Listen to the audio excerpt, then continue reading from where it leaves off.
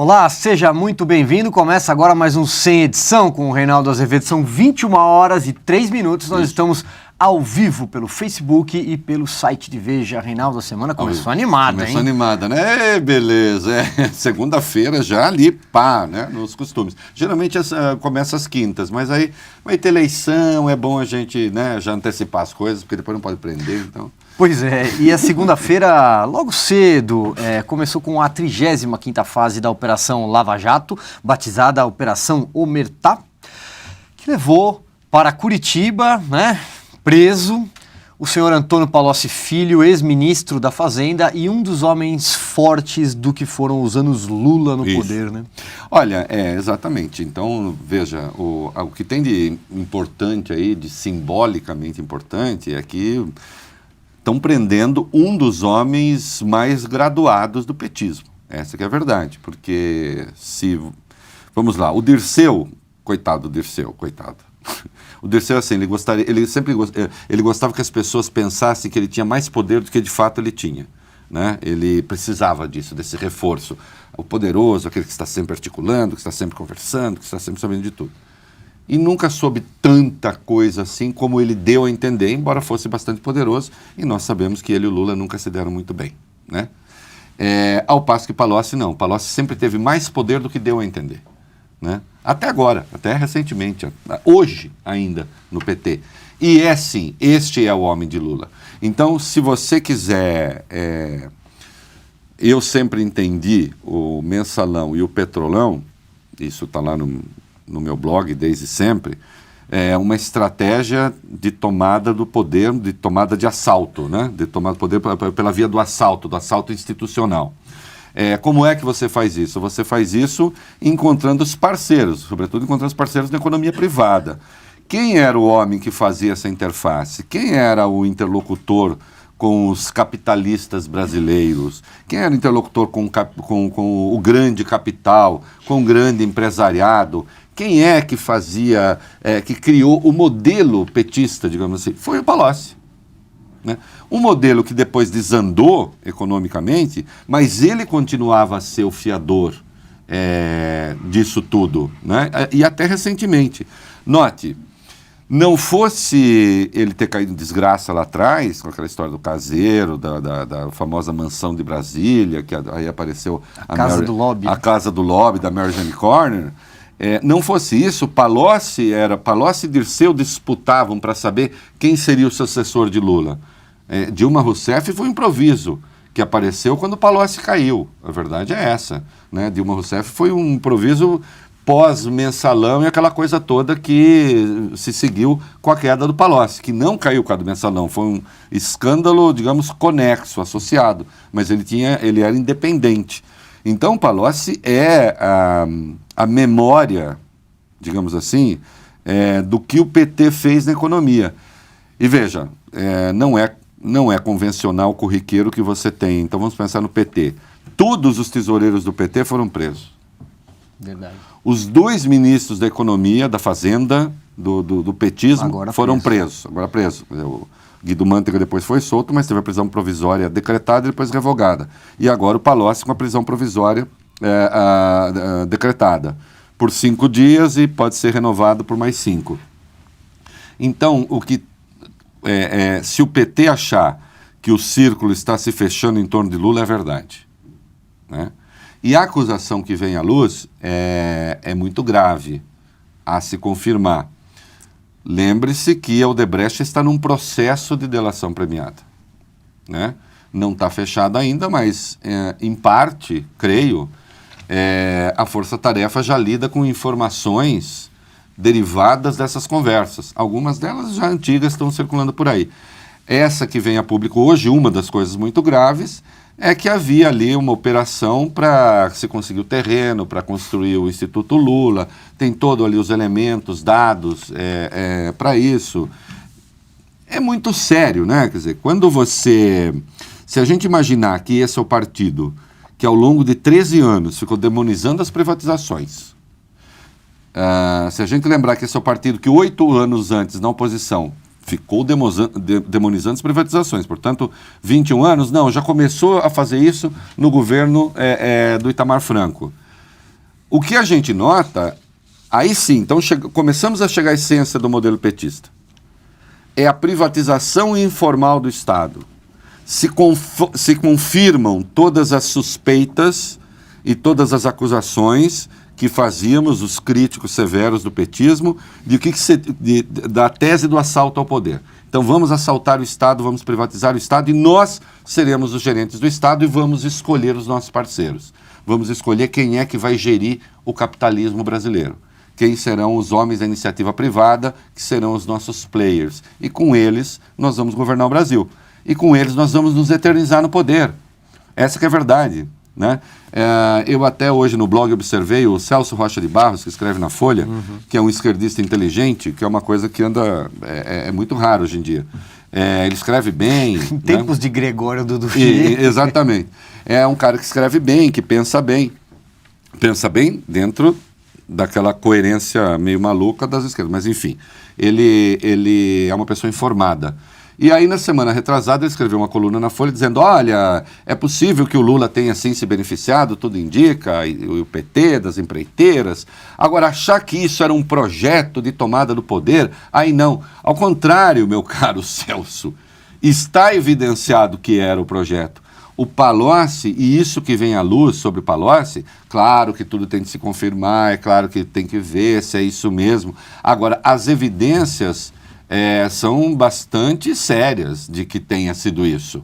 Né? E a gente sabe, né, Silvio, desde quando os meios políticos se perguntam quando será a vez de Palocci. Não é de hoje que ele está aí. Né? E não é de hoje que exerce essa função de interlocução. Tanto é que você veja, no segundo mandato da Dilma, né, no primeiro mandato da Dilma, ele foi escolhido para ser o homem, né, da Casa Civil, aquele que ia... O homem do governo. O homem do governo. Deu errado de novo. Né? Mas quando o Lula entrega o bastão para Dilma, entregou o bastão para Dilma e disse assim, Palocci, vai lá e toma conta dela. Né? Talvez, e habilidoso ele é, né, talvez não tivesse acontecido o desastre que aconteceu se ele tivesse permanecido. Mas não permaneceu. Né? Então é muito sério que vem aí e as coisas estão se fechando em torno de Lula. Lembrar que a mesma fonte que acusa Palocci acusa Luciano Coutinho, ex-presidente do BNDES. Já vieram a público informações de que nas negociações da delação dos diretores da Odebrecht está lá a informação de que Luciano Coutinho orientava os senhores empreiteiros a procurar o seu Edinho Silva. Né? Hoje candidato a prefeitura de Araraquara. Só o Odebrecht? Não. O Ricardo Pessoa do UTC faz a mesma acusação. Então agora não se trata mais de dizer, olha, é o gerentezinho de não sei onde da Petrobras, é o diretor de operações, é o diretor de abastecimento. Não! Nós estamos falando de ministro de Estado. Nós estamos falando dos homens fortes da economia.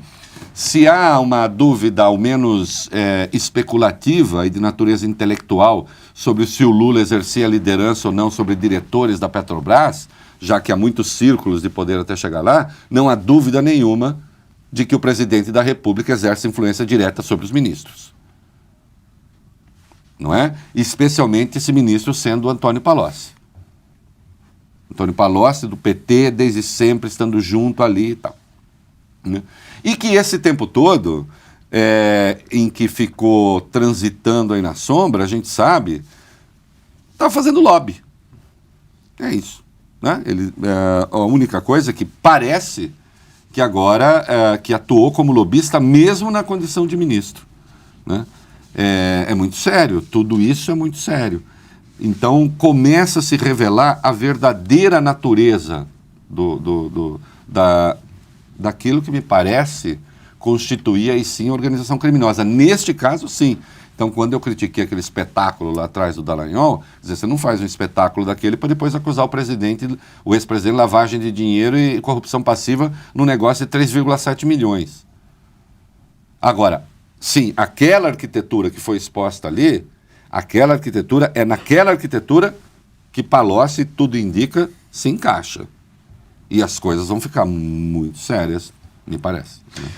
Reinaldo, seguindo no tema Operação Lava Jato, mas agora vamos voltar um pouquinho. Final de semana, durante um ato de campanha do candidato do PSDB na cidade de Marília... Ribeirão Preto, não? Notei Marília aqui, não, Eduardo Nogueira. O Eduardo Nogueira é Ribeirão Preto. Bom, no interior de São Paulo, o ministro da Justiça, Alexandre de Moraes, deu uma declaração que foi criticada, obviamente, pela oposição, de que ele estaria antecipando que a Lava Jato sairia à rua, sairia a campo na segunda-feira para prender como prendeu Antônio Palocci. O que você achou da declaração do Alexandre de Moraes? Eu achei que não tem a menor importância. Olha, veja só, não estou querendo minimizar nada, não. Mas deixa eu fazer aqui uma previsão. Atenção, câmera. Qual? Aqui. Farei uma previsão importante. Close em mim. Fecha. Fecha. Como é que era aquela que ficou famoso? Fecha. Fecha em mim. Fecha em mim. Foca em mim. Eu estou fazendo uma previsão. Haverá outras fases da Operação Lava Jato. Estou dando uma informação privilegiada para vocês. Reinaldo. Vem cá. Alguém tem alguma dúvida de que haverá novas fases na Operação Lava Jato? Eu não tenho. Eu até escrevi de manhã, eu estou preparado, eu fiz uma conta, eu vou trabalhar até uns 75 anos. Pela minha regra de 3, acho que serão 484 fases da Operação Lava Jato. Já me vi como um índio velho de cócoras dando informações para os bisnetos, a chamada memória oral, né? Falando, no tempo do Bisa, quando estava lá na Lava Jato, 484, que eu acompanhei como jornalista, e nós já estaremos então com 887, se não me engano, que foi a conta que eu fiz. Isso vai durar. Isso vai durar. Então, o que Alexandre de Moraes... E atenção, tem que ver o contexto também que falou isso. Ele estava sendo indagado sobre se o governo tem ou não interesse em acabar com a Lava Jato, em frear a Lava Jato, em congelar a Lava Jato. Era isso. Ele disse, não, tanto é que vocês vão ver que vai ter nova operação. Bom, vai ter nova operação. Vai ter nova operação. Me parece que foi isso. Porque se não foi isso, tudo bem. O Temer faz bem em chamar lá e dizer, olha, não fala mais sobre o assunto. Porque, atenção, se não for isso, a gente tem de supor, então, que é o seguinte, que a Procuradoria-Geral da República está subordinando a operação ao Ministério da Justiça, a Polícia Federal está subordinada ao Ministério da Justiça, administrativamente, funcionalmente não. A Polícia Federal também, né? E o próprio juiz Sérgio Moro. Porque quem é que manda prender? Não é o juiz Sérgio Moro? Sim. É o juiz Sérgio Moro. Será que, então, todas essas pessoas hoje estão sob o controle do governo federal? Olha, entrar nessa especulação é fazer o jogo do petismo. É assim, tá vendo, não falei, eles quiseram dar o golpe apenas para controlar a jovem. Controlar o quê? Controlar o quê? Fosse assim, coisas muito desagradáveis que saíram para figuras desse governo não teriam saído. Não é?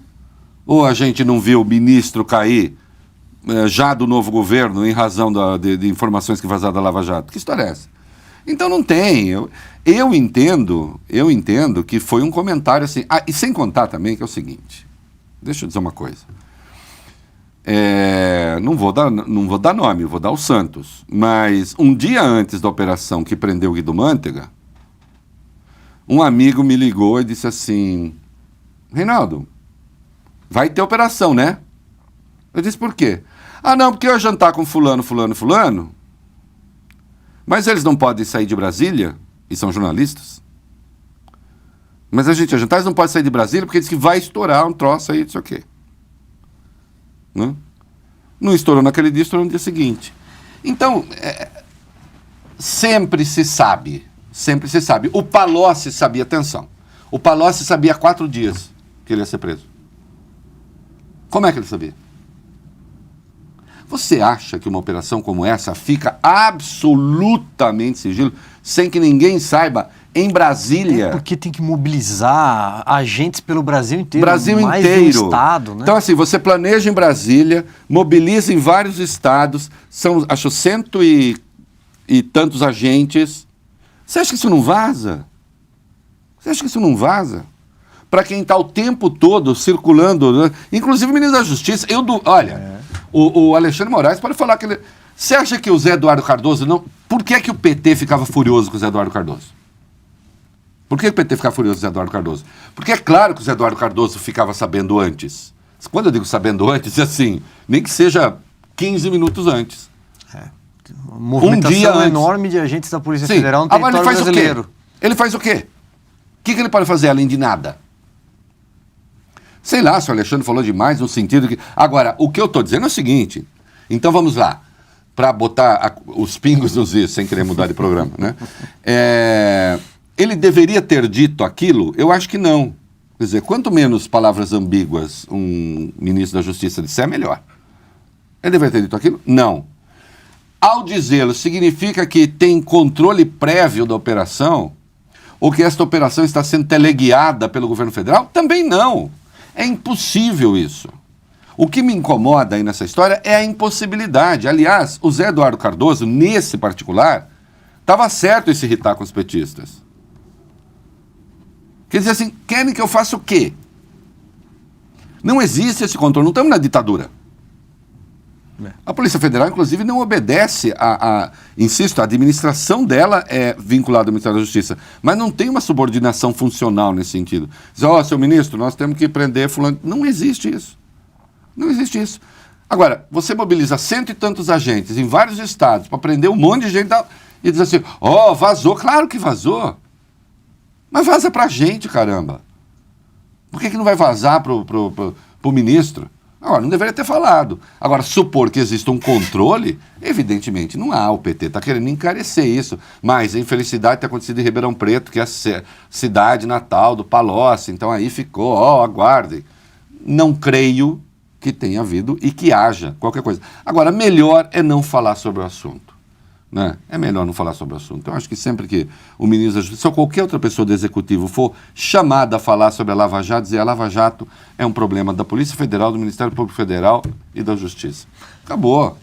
Muito bem. Reinaldo, podemos mandar momento abraço aqui, porque nossa audiência altíssima no Momento Facebook. Tamanduá. Ao vivo, muita gente pedindo para mandar um alô, então vamos lá. Para Damares Regina, dizendo que adoro sem edição, Iracema Castanho, Jefferson Correia, Valdinéia Martins e para Magali, manda um alô para Magali. Magali! Só que ela tá reclamando que você anda meio bocudo, hein? Magali, de vez em quando não vou, de vez em quando escapa. O programa é sem edição. Eles não deixam, mas escapa. Magali, me contaram que você, minha filha, um beijo, querida. É isso aí. E o netinho, como é que tá? Feliz? Então tá. Beijo pro neto, pro filho, pra nora, pra todo mundo e pra você também, tá bom? Reinaldo, o pessoal pede para comentar um pouco das eleições. Podemos falar das eleições? Claro. Há pouco saiu uma nova rodada de pesquisas do Ibope. Que se tiver certo, muito ruim para mais. Bom, João Dória subindo 11 pontos, o mesmo movimento do Datafolha. Do Datafolha apontado. Já teria 28 pontos, com 24 pontos o Celso Russomano, a curva dele é ao contrário da curva do Dória, ele está desidratando. A Marta com 15 pontos, também já esteve melhor, e o Fernando Haddad subindo com 12 pontos. O petismo, de certa forma, ainda que discretamente, tem comemorado esse movimento de subida no Haddad. Como é que você vê esse cenário aí para o segundo turno? Estava embolado o segundo nome. Olha, estava embolado segundo o Datafolha, agora deu uma desembolada aí segundo o Ibope, né? Não acho o cenário crível. Eu tendo a não ter muitas evidências ou muitos argumentos que expliquem a queda. A Marta teria tido uma queda substancial no Ibope, acho de 5 pontos, né? Preciso ver isso. Por que o Russomano está caindo, me parece que é muito claro, né? Está caindo em razão de alguns atos desastrados dele, desde a crítica que ele fez ao Uber, que evidentemente ele, creio, tenha se esquecido dos usuários ao falar isso, né? Que repete mais ou menos o comportamento desastrado dele na eleição anterior em relação ao bilhete único. E também pegou muito mal, se você coloca hoje o nome dele na internet, a primeira coisa que vem é o tal do bar que ele tinha em Brasília, e que fechou, Bar do Alemão, e que fechou deixando uma dívida gigantesca. Na entrevista que ele fez, concedeu à Rede Globo, a resposta dele foi desastrada. A questão é puramente técnica. Aliás, a campanha dele sabe tudo isso. Né? Então se explica a sanção. A campanha do Dória está muito boa, do ponto de vista técnico. Né? Eles conseguiram formar o conceito do homem novo, aí sim. Né? Até um dia desse o colunista da Folha brincou o homem novo de novo. Mas dessa vez, né, eles conseguiram, olha, ele não é político, ele está fora, ele é um empresário, ele vem com soluções que são um pouco diferentes das que estão aí. Eu não estou entrando no mérito desse tipo de avaliação, tá? Até porque eu tendo a considerar que a política é diferente da economia privada, são coisas diferentes. Agora, o fato é, este conceito emplacou, então é razoável que o Dória tenha subido. E talvez por isso, neste movimento do novo, é que a Marta tenha sido prejudicada. Porque ela, definitivamente, o novo, ela não é. Né? E talvez não tenha rompido suficientemente com o petismo, do ponto de vista do discurso. Talvez a Marta devesse deixar mais claro, nos dias que restam, né? Dos dias que lhe restam, deveria deixar mais claro que ela não é PT. Que PT, de fato, como disse o Lula, PT, de fato, é o Haddad. PT, de fato, é o Haddad. Ela não é. Eu acho que talvez tenha havido um erro aí, ou esteja em curso um erro, que é tentar flertar com o eleitorado do Haddad. Né? Que o Haddad tenha subido um pouco, aí também me parece razoável, porque o petismo, por mais fraco que esteja, eu suponho que eles têm um 12% do eleitorado de São Paulo. Eu não acho isso descabido. Né? Talvez tenha mais um pouco até do que isso. Né? De pessoas que, apesar de tudo e a despeito de tudo, ainda acham que sim, que ele pode ter força e tal. Tem uma coisa, a Dilma não entrou na campanha do Haddad em São Paulo, né? Agora ela entrou na do Rio e me parece que a Jandira caiu. Pois ou pelo menos tem um movimento descendente. Exatamente, né? Porque no Rio de Janeiro, segundo rodada do Ibope divulgada na tarde dessa segunda-feira, o Crivella atingiu 35 pontos. O Pedro Paulo, 11 pontos, e o Freixo, com 9 pontos. O Freixo do PSOL está numa curva parecida com a da Luciana Genro, lá em Porto Alegre, Isso. Reinaldo. Os dois candidatos do PSOL em grandes praças... Ou os três, que a Erundina aqui em São Paulo também sim, a Erundina também largou lá com seus 11 pontos. Isso. Né? Olha, aí eu vou lembrar o Paulo Francis, né? Quer dizer, a melhor propaganda anticomunista é deixar um comunista falar, né? Deixa o comunista falar que ele se encarrega de produzir o desastre. Aí pode dizer assim, mas a gente vinha sendo governado pelo Lula e pelo PT 4 mandatos. Vem me dizer tudo das eleições petistas, menos que era um discurso tipicamente de esquerda. Não era. Né? Em todas as eleições, desde a eleição de 2002, posse 2003, 2002, 2006, 2010 e 2014, na verdade, o que você tinha ali era um discurso de classe média. Ou não? Ou não era o discurso do consumo, não era... O discurso da eleição de 2003 era aquela chorumela, a esperança, vencer o medo, não sei o quê, vamos tentar uma coisa nova, tal, mas era assim, era o Lula tchuca-tchuca, né? O Lula bacaninha, o Lula docinho, o Lula, né? O Lula que chorava, aquilo era tudo menos esquerdista, aquilo era tudo menos raivoso. 2006... Aí já foi a eleição do classe média que passou a consumir, eu lembro, pobre tirando carro da garagem, geladeira, aeroporto celular, lotado. Aeroporto. Isso foi repetido em 2010, a mesma fórmula, e 2014 bateu já na trave, porque a crise já estava aí, mas de qualquer modo foi assim, olha aqui, eles estão querendo tirar de vocês essas conquistas. Ainda colou. Então não era uma campanha de esquerda. Nós sabíamos que o PT ia fazer porcaria na economia, mas campanhas de esquerda não eram. Agora, a campanha de Erundina é uma campanha de esquerda. A campanha do Freixo é uma campanha de esquerda. A campanha da Luciana Genro é uma campanha de esquerda. E o Brasil não gosta da esquerda. Tanto o Brasil não gosta da esquerda que o PT teve que ficar fingindo o tempo todo que não era. E, em larga medida, não era mesmo. Porque, atenção, nem eu que odeio tanto a esquerda acho que esquerda e ladrões são meros sinônimos. Né? Tem um pouco mais. O esquerdismo, além do assalto ao cofre, tem um pouco mais do que isso. Agora, eles não. Eles fazem um discurso tipicamente de esquerda. A Erundina chegou aqui, a Erundina, ela teve se não me engano, falou até em criar alguma coisa, recriar alguma coisa parecida com CMTC, uma empresa pública de ônibus, ou sei lá o quê. Então, um discurso ali aquela coisa meio rancorosa, meio raivosa dos esquerdistas. O Freixo a mesma coisa, no Rio de Janeiro, né? Um discurso que é sempre da desconstrução do outro, um discurso que é sempre reativo, né? Um discurso que é sempre feito para uma minoria de iluminados, porque é disso que se trata, né? Isso não funciona. Isso não funciona. Isso não elege ninguém. Se o Lula tivesse continuado nessa, se o PT tivesse continuado nessa, é claro que nunca teria sido eleito. O que os, digamos, conservadores ou os adversários do PT não perceberam a tempo em 2002 foi essa guinada do discurso e responder essa guinada do discurso, né? Num dado momento, a campanha de 2002 estava atacando um PT que não estava na televisão, que era o PT de esquerda. Cadê o PT de esquerda? Onde estava o PT de esquerda? Não tinha mais? Então o PT não fazia campanha de esquerda. O PSOL faz, né? Aliás, graças a Deus, que há, digamos assim, um mínimo de honestidade na campanha deles para que as pessoas percebam o que eles são, né?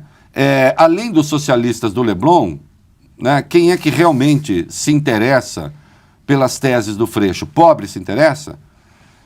Eu vou dizer assim, parece que não. Né? Tá lá com o discurso do Crivella. As pesquisas mostram exatamente isso. Tá lá com o discurso do Crivella. Né? O Crivella ligado a uma igreja, não sei o quê, reacionário, todo aquele papo que vem, que a esquerda joga nele, a gente vê, né? Não cola. Então, parece que as coisas caminham no Rio, até porque a prefeitura tem uma máquina razoável no Rio, para um segundo turno entre o Crivella e o Pedro Paulo. Né? É claro que o Crivella leva uma vantagem grande. Agora, vamos nos lembrar sempre que segundo turno é outra eleição. Né? Aí vai ser um tete-a-tete ali. O que tem o Crivella de muito favorável, ele tem uma rejeição muito menor do que a do Pedro Paulo. Né? O Pedro Paulo foi bastante demonizado nesse período anterior aí. Né?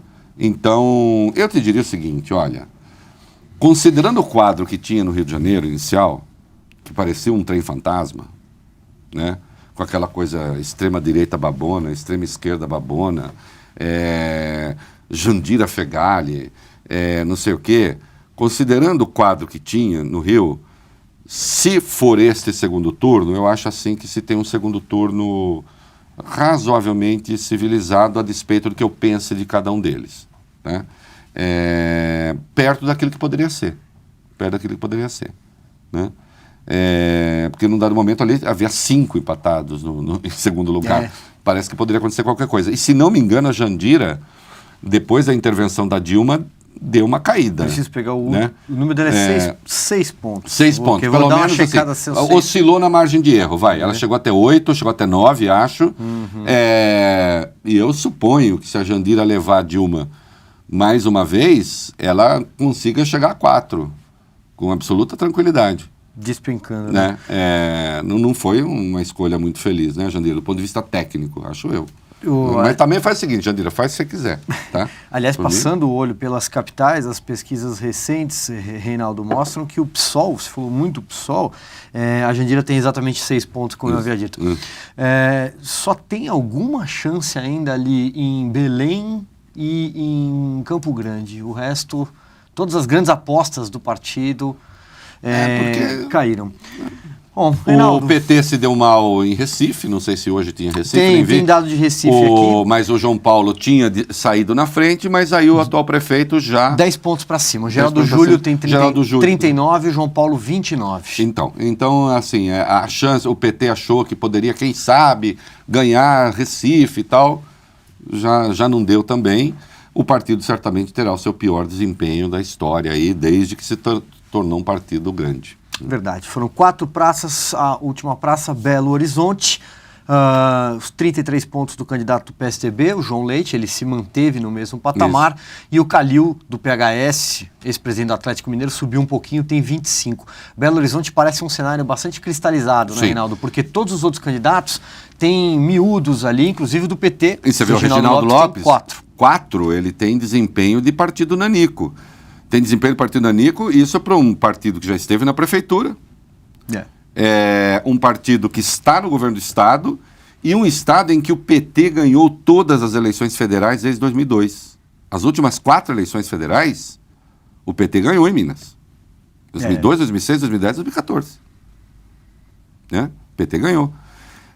Isso também traduz, me parece, uma avaliação do governo Pimentel, que está lá às voltas com a Operação Acrônimo. Na última rodada também de pesquisa, nos estados em que houve pesquisa, o Pimentel é dos mais mal avaliados governadores do Brasil. Exatamente, que é outro drama que vive o partido. Quer dizer, há uma chance razoável de, depois de ter perdido a presidência da República, ver o seu cargo mais importante na República também ser cassado. Está ali por uma decisão do STJ. Não é? Está ali por uma decisão do STJ. Né? Ver se é a Assembleia que vai decidir o afastamento dele ou vai ser o próprio Tribunal Superior. Né? Ele pode perder o cargo, sim.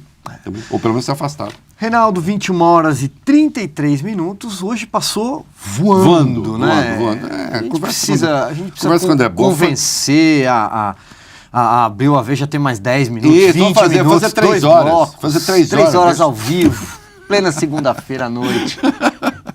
Obrigado, Reinaldo. Obrigado. Tchau. Esse foi o Sem Edição. Obrigado pela sua audiência. Uma ótima noite para você e até a semana que vem.